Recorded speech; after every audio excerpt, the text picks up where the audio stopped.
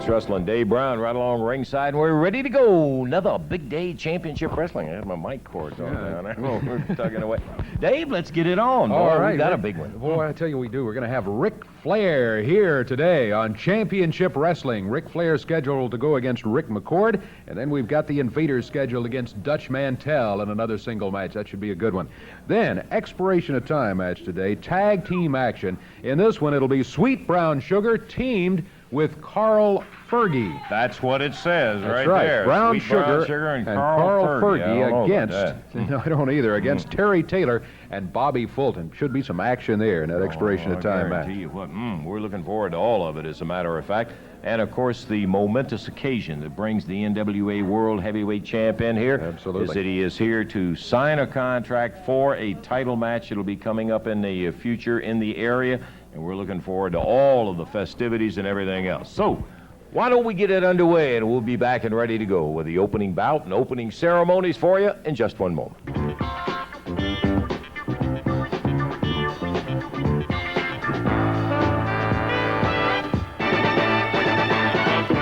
I hope you enjoyed that intro. That came from one of my favorite episodes of Memphis Wrestling. I've mentioned it here when Flair was against Lawler, and I thought I would never watch that episode again, but you can watch it millions and millions of times there on YouTube. This week, Shooting the Shiz has been kind of on the shelf. My feelings are still raw about this, and can't explain why, even though I do say some things here in this episode that kind of explain it. But we lost Lance Russell on Tuesday. We had planned to have Scott Bowden on Shooting the Shiznit, was planning to interview him on Monday. And something got in the way with Scott's plans, so we just planned to get up early Tuesday morning. I was going to record the show, put it out, and had a few things we wanted to talk to with Scott. And so all of a sudden, I get up, and the first thing I see is that Lance passed away. I contacted Scott to see if he wanted to do the show. We both talked about Lance a little bit and agreed it just wasn't the right time. I got up yesterday morning, and we were going to record yesterday and to put it out.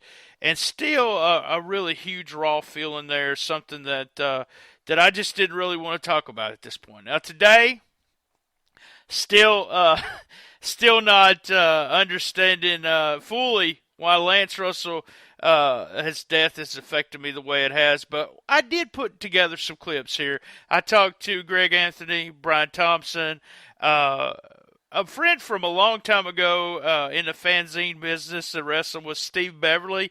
He had a great piece on YouTube, and we actually reached out to him. I'm going to share that whole piece with you guys so that you can listen to him talk about Lance.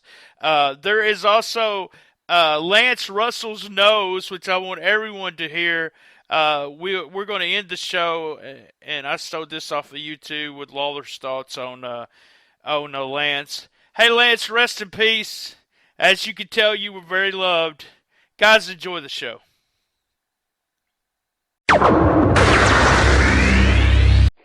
Yellow wrestling fan. Hey, that's a good way to start this morning. I'm with my old buddy, always my old buddy, and actually used to be my co-host of Shooting the Shiznit until I kicked him off. Now, welcome everyone, Brian. He got fired. Fired, as we say in the South. Welcome. We're going to do a few minutes here to go along with all the other stuff that I have put together here on this episode to talk about Lance Russell. And me and you spent a lot of time before this conversation through the years talking about Lance's style and what he did as an announcer. You being an announcer and did many wrestling shows, just tell us your thoughts on Lance Russell.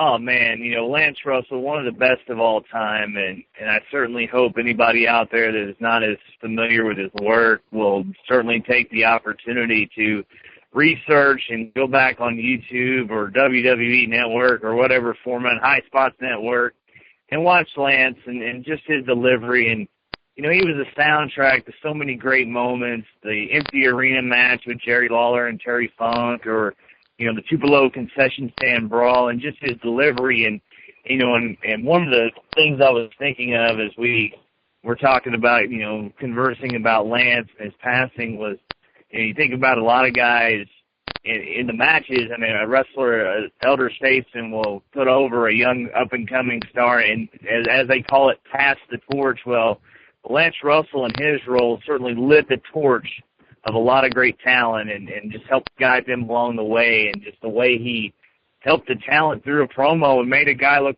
way better than he theoretically probably was. And so it was just his delivery. And I, subconsciously and just studying wrestling and, being a diehard, especially younger when I couldn't get enough of it, and watching the way he did interviews, I think I picked up things from there that I not necessarily know what I picked up, other than I knew that this guy was doing it the right way because it was enjoyable, and he was awesome. And I don't know that he will ever be nationally and worldwide appreciated to the level that he should be, or at least appreciated like those that grew up watching Memphis wrestling appreciate him. So one of the best ever. I agree, and that was, the top four guys in Memphis wrestling to me.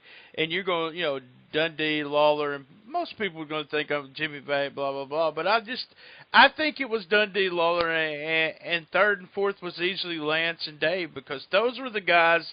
And I've said this before, but when he left to go to WCW, I just felt like there was a huge part of Memphis wrestling missing when he was gone. And that's why I think this death kind of touched me, left me kind of, feeling blah, because here's a guy, unlike the other announcers or other wrestlers that passed away recently, from the 1978 till, whenever he left and came back and whatever, Lance was there every Saturday. I mean, I may have had friends that we got into it and I don't talk to anymore. I might have had, arguments with my parents. I might have been nothing to do. But on a Saturday morning at 11 o'clock, I knew Lance Russell was going to be there, and I think that's part of it. Even though he hasn't been on TV for so long, it's just part of my childhood disappearing kind of thing.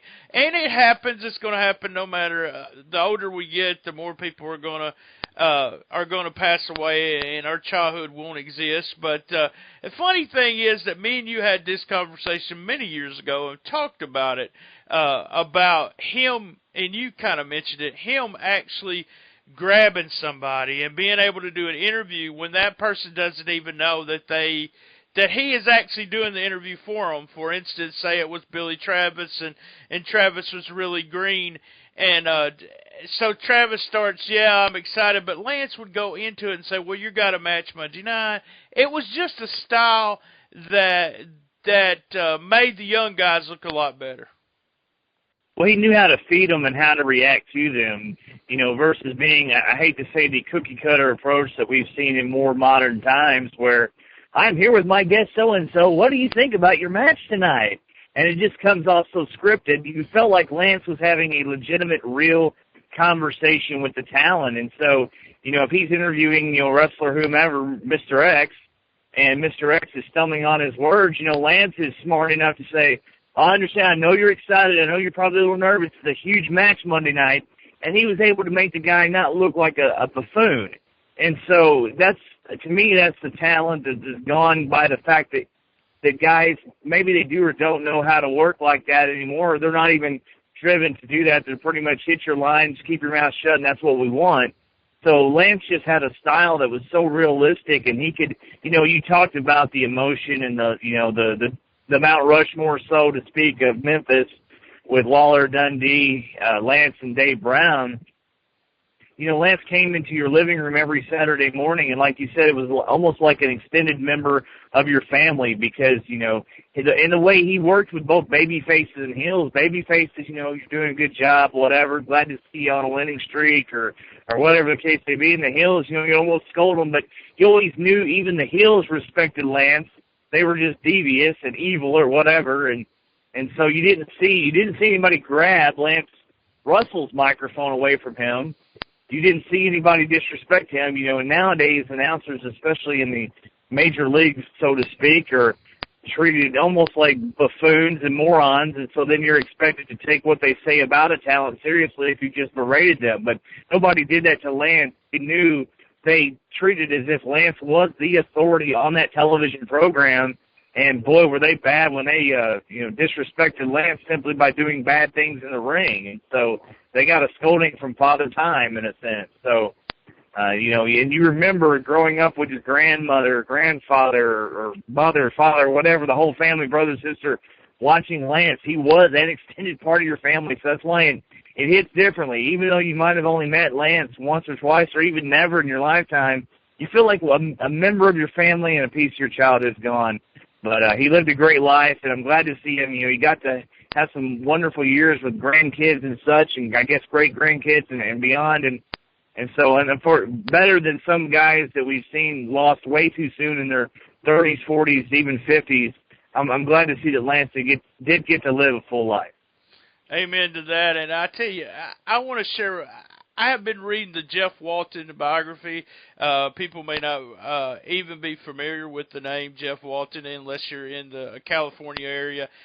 Jeff was the manager known as Tux Newman on Memphis Wrestling. He had a whole section about Memphis Wrestling chapter there, and I'm going to try to bring him on here and talk about it. But when he first got into Memphis and Lance's style, he actually didn't like Lance because he felt like Lance was getting himself over more than the manager was able to get himself over. Jeff didn't actually understand what Lance was doing, and as he was in the area, he grew to love Lance Russell and what Lance was doing. It wasn't as if he was trying to get the characters over, and since everyone respected the main guy, the general, the one in charge, Lance Russell, who could call out, Mr. Coffee or Eddie Marlin or ever who he could, then he did grow to respect him. But that was a style that if it was the first time you watched him, you wondered what he was doing. It wasn't overabundant. It wasn't over for us in the sense that it was so that he was ahead of the talent, or he got over more than the talent, and he was trying to get them over. And when you understood that, and it's me, the thing about me is that every other announcer I've listened to, even though I do think there's been other good announcers, even Gordon Soley, I remember the first time hearing Gordon Soley and thinking to myself, man, he's just not Lance Russell. And that, right. That was always, when Jim Ross came along and was doing Mid-South, I become a huge Jim Ross fan. But to me, I still compared, there always was Lance who spent that time to get over, like you said, the baby and the heel. He was there to get both of those guys over. He knew his role and did a fantastic job doing it. He was one of the best of all time, and like I said, I think it's a shame that he's not as revered nationally as he is in Memphis, and because he should be. And one little side note. My old broadcast partner from TCW days, cranky Chris Cruz. If you follow his Facebook, and sometimes you'll hear him spew some thoughts, and Chris is the best way to put it. But he spent some time working directly with Lance and WCW during that phase, I believe, from like 1989 to maybe 92, a 2 or 3 year span there, and so he worked with Lance on Worldwide and WCW Pro and different programs, and so. He got to see the man and learn about him. And Chris has been posting a lot of thoughts on Lance, and you can tell this one, kind of like you talked about with us, but probably obviously more so directly because they did work together. This one touched him, and he's sharing some great stories and just wondering why Lance was the type of man he was. And what I mean by that is he was just such a gentleman and kind-hearted soul. And Chris talks about a couple of times where it would have been really easy for Lance to blow a gasket over this or that. And one time, Cruz forgot where he parked the rental car in the days before you could click a clicker and turn it on and see where you were. And so they had to stay later. And just some good anecdotal stories about him. And just, Chris you see the respect he has, even on cranky Chris Cruz, and how much Hey, love and respect he had for Lance. Check it out if you don't have Cruz on your friend list.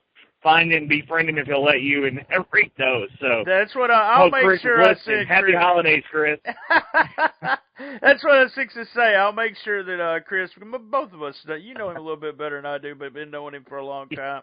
So he should enjoy the shout out. And by the way, Chris, have a good day. Please have a good day. Yeah, there you no go. No matter what you do, Yeah, have a good day. Hey, coal in your stocking, Trammell. Well, Brian, thank you for joining us. This is a somber episode. We had a few good laughs there, but I've got a bunch of other stuff we're all going to put together so the listeners can listen. You have a great day yourself, Brian Thompson. Thanks for joining us. And most importantly, thank you, Lance. Rest in peace, sir. We'll see you next time.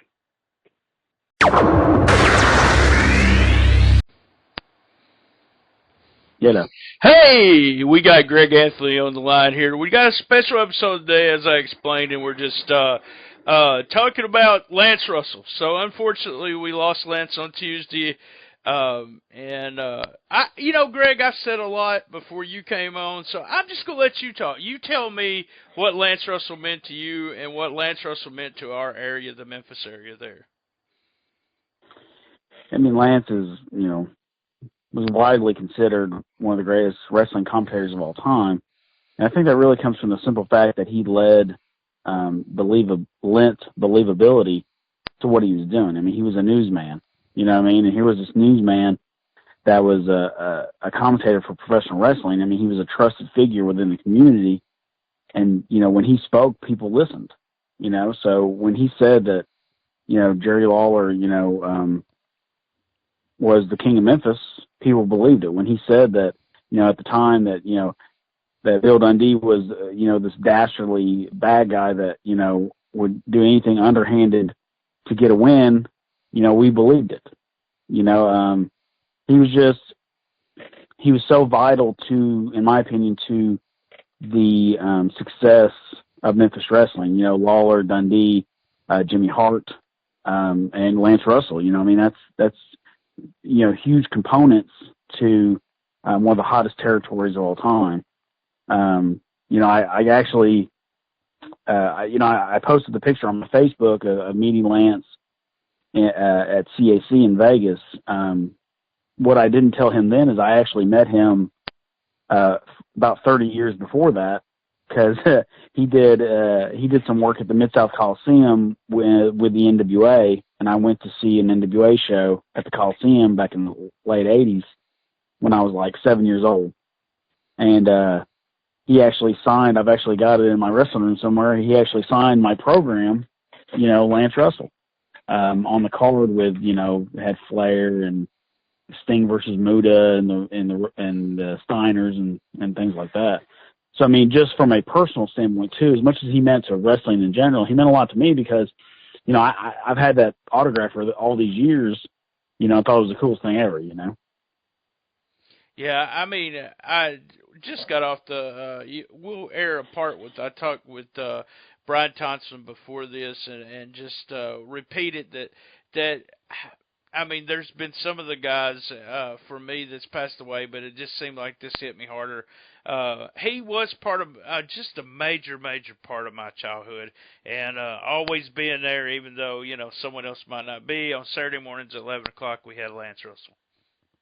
Yeah, exactly. I mean, like Jerry Lawler is, in his 60s, and he's still able to go all over the country and be a huge draw for professional wrestling.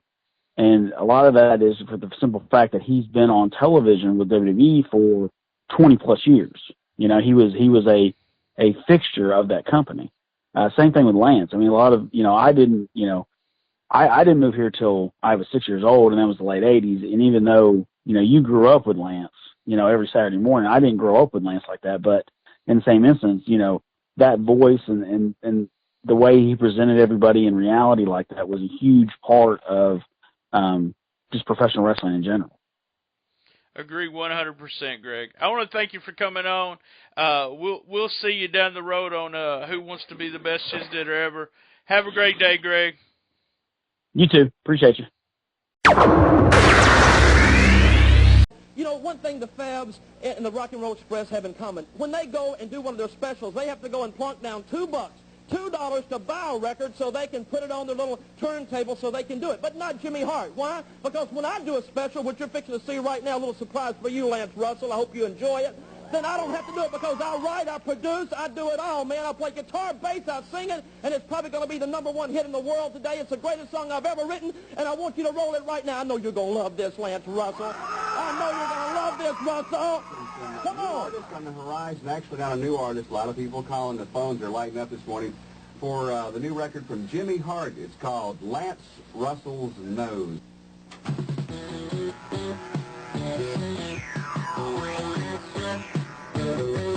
I was listening to my radio late last night when I heard a knock on my door. I went to the window and I peeked outside. It was a girl about 5'4". She said she saw my name on a bathroom wall, so she thought she'd give me a try. So I locked the door and I invited her in. But when I turned on the light, she had Lance Russell's nose. She had Lance Russell's nose. Little rocky smile that drives them wild, and Lance Russell's nose. She had Brooke Shields' hair. You should have been there. Boy, was I surprised. Oh, Derek Hill and Mick Jagger lips and Michael Jackson's eyes. Dolly Parton's chest. You know that's the best. And old Herschel Walker's eyes. I was doing all right till she turned on the light. It was then I realized she had Lance Russell's nose. She had Lance Russell's nose. Little rocky smile that drives them wild, and Lance Russell's nose. Did everybody want you? Did everybody want you? Did everybody want you?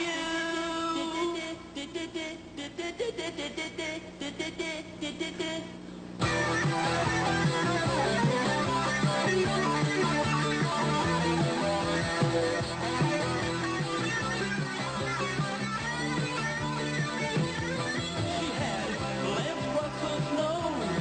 She had Lance Russell's nose. Little rocky smile that drives them wild, and Lance Russell's nose. She had Lance Russell's nose. She had Lance Russell's nose. Little rocky smile that drives them wild, and Lance Russell's nose.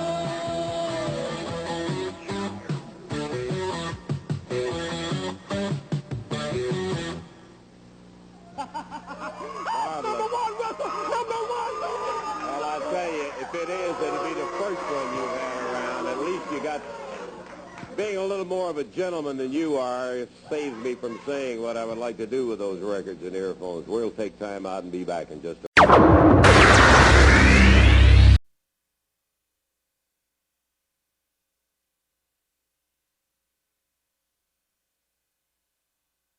Hello everyone, I'm Steve Beverly.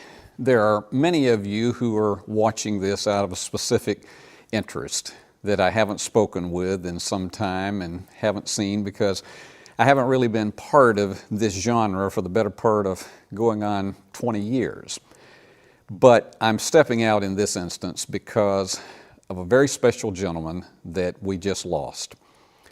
To say that Lance Russell was everyone's friend is really an understatement. But for those of you who came just within inches of a touch of him and had the opportunity to watch his work and then saw him at an arena, at an event, in a public venue, you know that Lance treated you as if you were the most important person in any room rather than he.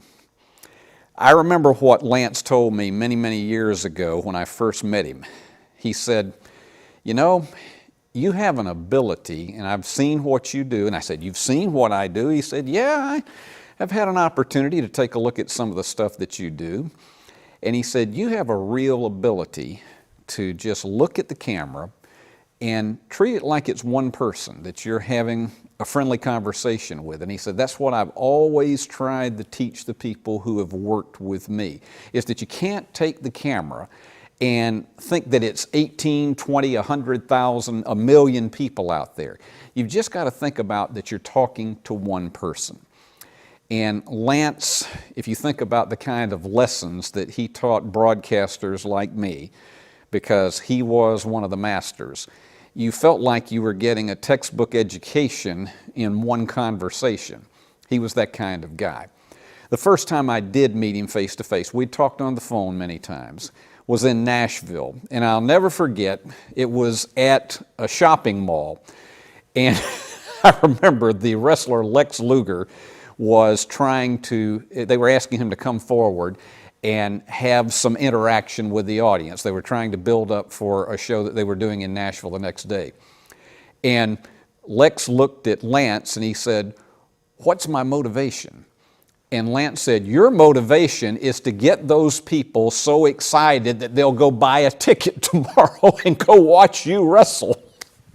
Lance had a way of just cutting right through the mustard and being able to just not overcomplicate the story.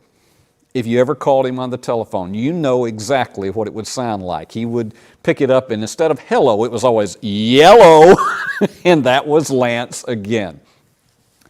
He introduced so many broadcasters to television, not just in the field of professional wrestling, but he did so in other areas that a lot of you are not familiar with. And one of the key things that he did before his good friend and longtime colleague Dave Brown moved from radio to television was to give Dave a specific piece of advice. I'm going to take you back to an appearance that Dave Brown made on our Jackson 24/7 newscast a little more than 2 years ago. And this is what Dave said about the key piece of advice that Lance gave him. Well, pro wrestling was the first television job I had. I was a rock and roll DJ, WHBQ Radio in Memphis, which was one of the top radio stations in the nation at the time. And Lance Russell, who incidentally began his wrestling career right here in Jackson, was the program manager and also the host of the wrestling show. He came in one day while I was on radio and he said, "Dave, the guy who's helping me do the wrestling show is leaving.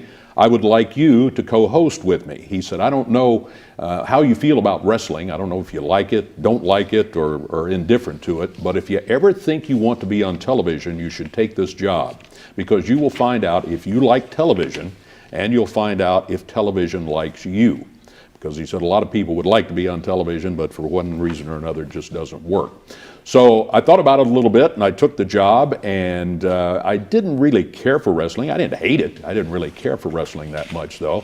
I just took it for the television experience. Well, 35 years later, I couldn't wait to get to the studio and find out what we were going to do next, because it became great entertainment and great fun.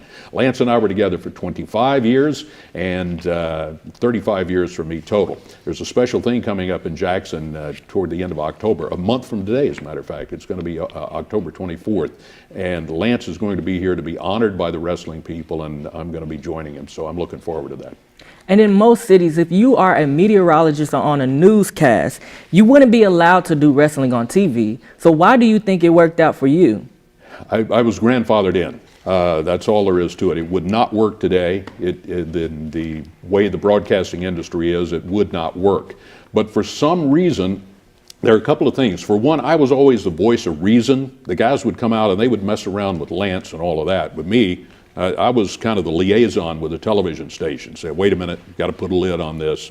So I was kind of wearing the coat and tie, the straight and narrow. And I think people accepted that role. And for some reason, it was okay with them that I hosted the wrestling show on Saturday and then gave them the weather Monday through Friday.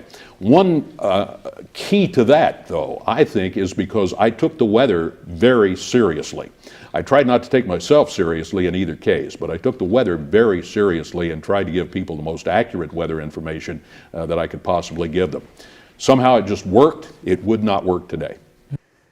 Lance was the kind of person that saying that, it was just classic Lance to say to somebody, you need to take this job to find out not just if you like television, but whether television likes you. And it was probably the best and simplest way of expressing it, because there are some people who might think they should be in television, but for whatever reason, they don't connect with the viewers because they don't know how to have that magic that Lance did, where he treated the camera as if it was one person and that you at home were his best friend. Not many people master that to the degree that he did. Dave Brown told me many, many times that he owed everything in broadcasting, not just the fact that he became a well-known and well-liked wrestling commentator, but that he had an opportunity to become a weathercaster and ultimately a meteorologist for WMC-TV, Channel 5 in Memphis. Dave retired a couple of years ago, and the one good thing that Lance also taught Dave, and Dave said this is one thing that he really felt like was another lesson that he learned, was that when the day comes that you get ready to retire, make sure that you do a good transition and that it's in good hands. And that's exactly what Dave did when he passed the baton to Ron Childers, who had worked with him for so many years at Channel 5. We know year after year how we enjoyed Lance Russell when he would sit at that desk. It was almost like a news desk of wrestling on Saturday morning, and he would, when Jimmy Hart would start his shenanigans, he'd say, "All right, Jimmy, you come out here and you do all these things." And most all of us could do a very half-hearted imitation of Lance doing that, because it was the kind of thing in that era that made Lance who he was. Lance was part of that era where the host of a wrestling show could challenge the villains before it became so packaged and the interviews became so teleprompter dominated, and before really the skits became so rehearsed. It really was the kind of thing that Lance could just work without a script. He could be that person that was the devil's advocate against that villain that was coming out, and he could make you believe that there was more tension out there on the set than anyone. That's why he was who he was and why people loved him all through the Mid-South. He took the jump because it was a six-figure salary for him to go to Turner Broadcasting and to do its wrestling shows. Many people have asked me over the years, why did Lance not succeed at Turner? I won't say that Lance didn't succeed. There were too many people in the executive suites at Turner who would not let him succeed. Why? Because they had a specific pattern, a specific format that they wanted their wrestling shows to follow.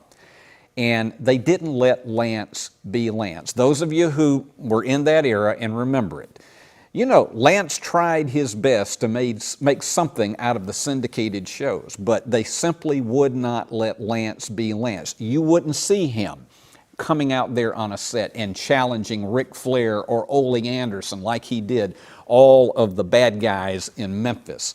It just wasn't meant to be.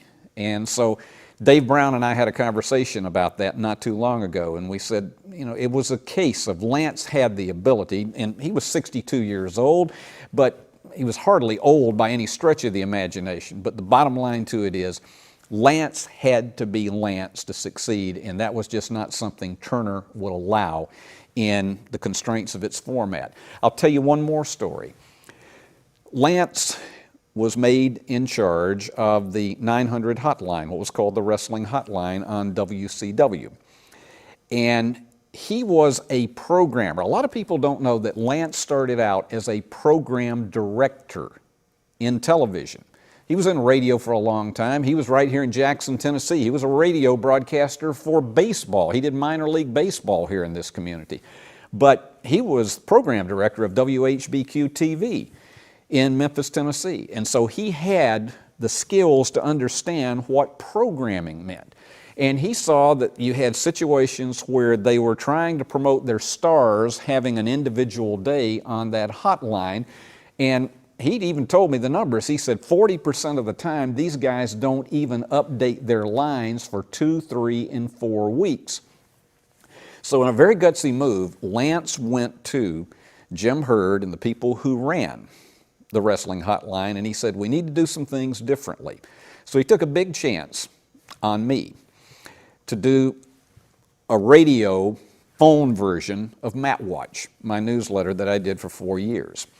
It was a very tough decision. Some people that read the newsletter didn't like that I did it. I did it primarily because I said, as long as you allow me to be me and to have the freedom to be me, I'm not going to shill for your shows. I'm not going to promote cards. I said, I'm going to do an audio version of Matt Watch, or I don't want to do it at all.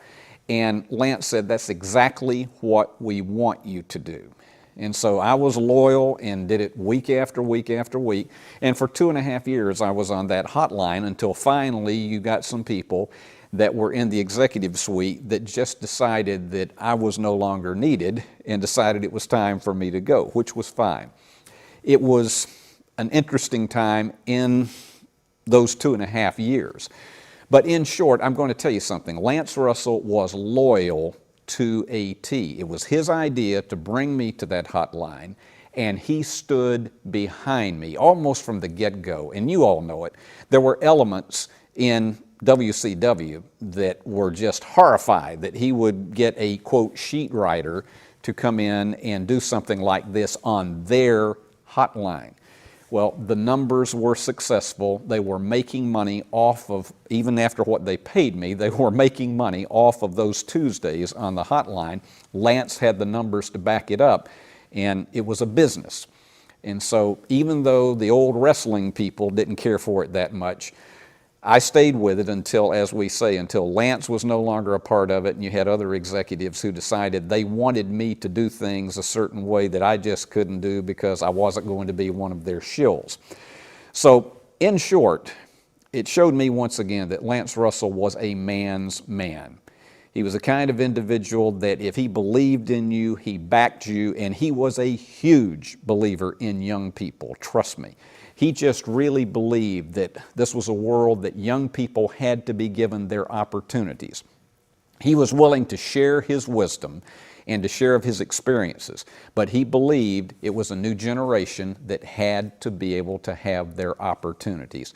He certainly gave me one, but he was also very encouraging of me when I became a college professor, when I finally left daily television and became a broadcast journalism professor at Union University, a place he was very familiar with. And he was very encouraging. He said, I predict that you're going to be very successful with this because you've got the fire and the belly for it. And he said, when you're teaching young people, you have to show them an enthusiasm, particularly in an area such as television and overall broadcasting.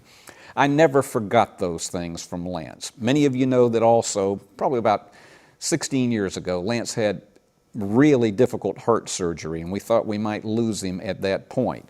And it was a case of, well, was he going to continue to maintain what he was doing in the wrestling business at that point in time?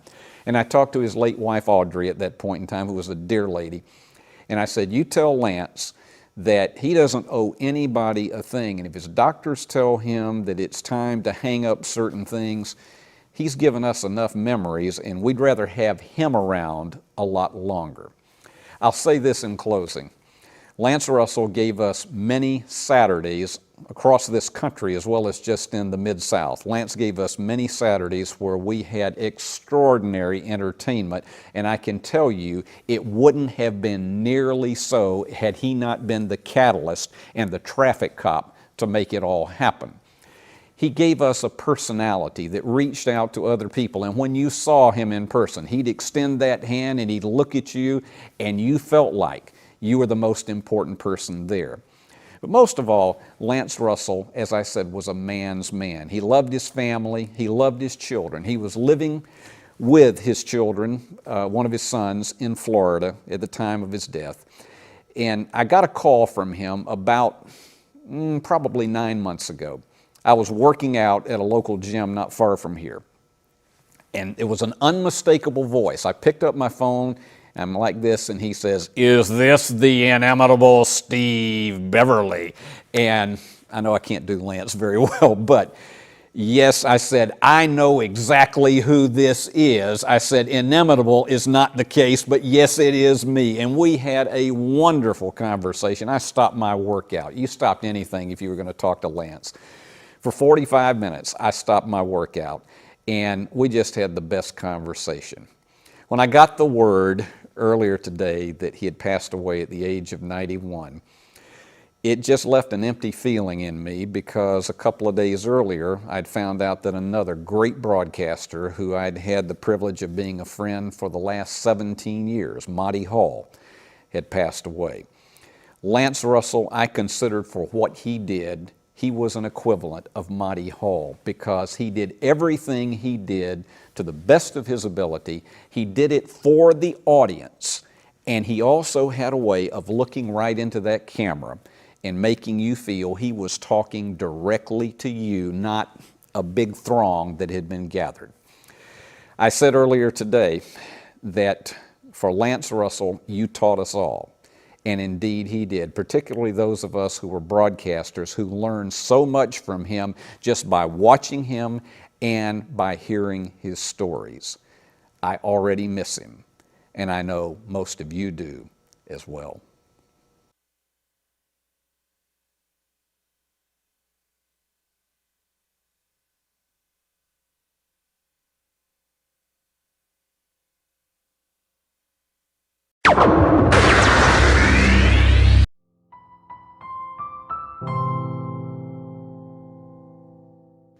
You know, a lot of times when a loved one or a great close friend passes away, you are left with the feeling that I never really got to say goodbye, or I never really got to tell the person how I felt about them. But I'm happy in the fact that over the years, I did have several opportunities to tell Lance how much I thought of him, how much I loved him, how important he was to me, that without Lance, there would be no me. And I knew that, and I had the opportunity to say that to Lance Russell. I loved Lance Russell, and there'll never be another person like him. I just wanted to tell you how much fun it is coming back again to talk to you, even with a little nonsense. Hope you enjoy this particular day wherever you may be. I'll tell you for a fact, and we got more of it coming up next week, though, my friend, so we're going to be looking for you. We'll see you the next time we're around where they've got ring post and that kind of stuff. Till we see you at that time, for Dave Brown, Lance Russell saying bye-bye. Bye-bye, everybody.